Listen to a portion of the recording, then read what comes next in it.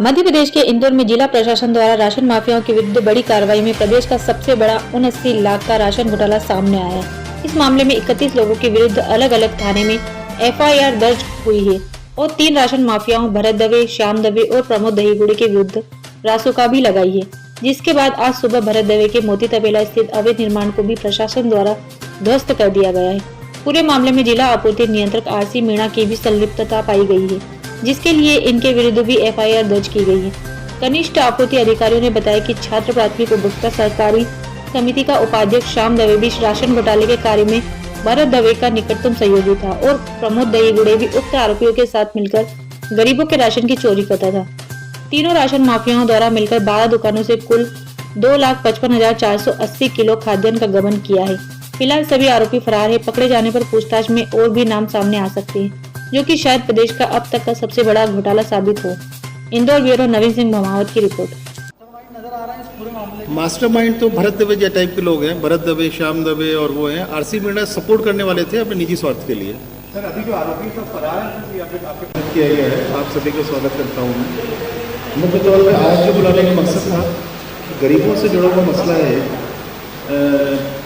Ration की दुकानें चला करती हैं, सभी को मालूम है। उपभोक्ता भंडार के रूप में या फिर रिफाई शॉप के रूप में उनको जाना जाता है। उसमें सस्ती दर पर अनाज दिया जाता है और उसके लिए जो कंट्रोल ऑर्डर रहता है उसके प्रावधानों के तहत आवश्यक वस्तु अधिनियम की धाराओं के तहत उसमें वितरण की जिम्मेदारी रहती है, जो भी संचालक रहते हैं। उस संबंध में जो पिछले दिनों जो महू में हम लोग ने जांच की थी, उसमें एक मोहन अग्रवाल नाम का व्यक्ति पकड़ा गया था, जिसका मुख्य तौर पर चावल का ज़्यादा व्यवसाय था उसका। और वो गरीबों का जो कोटे का जो चावल रहता था, इसको साइफन ऑफ करके और बाहर बेचते थे।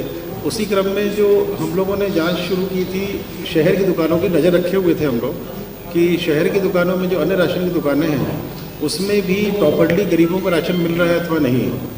कुछ जगह शिकायतें भी आई थी हम लोगों को और हम लोगों ने फाइनली 12 दुकानों को क्लोज़ किया, उनका ऑब्जर्व किया कि ये मालूम पड़ा कि कुछ 12 दुकानें ऐसी हैं जिसमें कि ज़्यादा गड़बड़ी चल रही है।